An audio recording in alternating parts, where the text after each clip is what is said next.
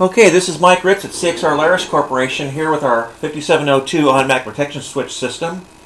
We've got a bit error rate tester here, a Firebird 6000 set up, and we've got that going into the CPE connections of this pair here, one working, one protect, which are connected to this far end, protect and working. We've got the CPE side looped on itself.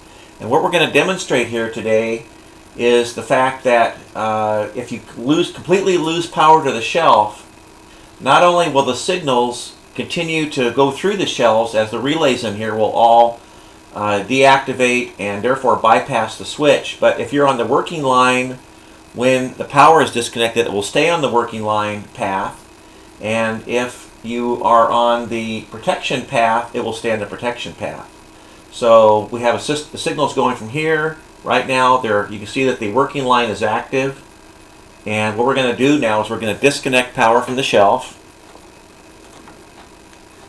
I've unplugged the 48 volts. You can see now the shelf has gone dark. We still have signals going through the CPE side, looped through as we did. And what I'm going to do now is I'm going to unplug the protection card out of this side. And you can see now that the signal is still present here. If I unplug the working card, we're going to lose our signal. Plug the protection card back in. No signal. Plug the working card back in, and the signal returns. So I'm going to power the system back up again now, and we'll give it a second to stabilize.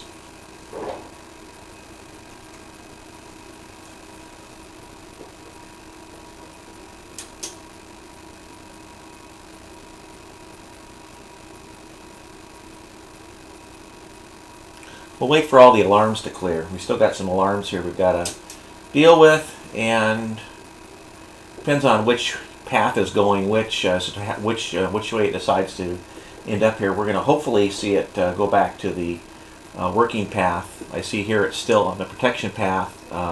When this clears, it should go back to the working path. If it doesn't, we'll manually reset it. And it did. So what we're going to do now is we're going to switch this over to the protection path.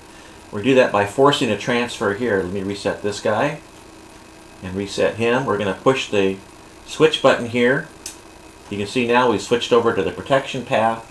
We're going to go to the far end. We're going to do the same thing. So the active card now is the protection card. Let's reset these.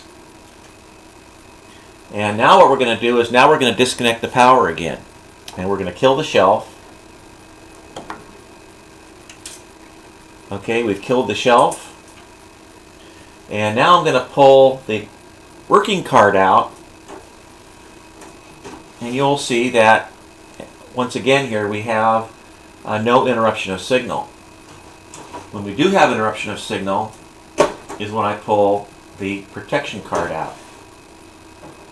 Because this is now the path of the default path. Plug it back in again, and there's our signal back. So there you go. We've proved that in the event of a complete power outage to the shelf, whichever path the cards were last on prior to the power outage, that path will remain intact until the next time the power is returned. Then it'll go back to whichever is the better path. Thank you, and hope you've enjoyed this video.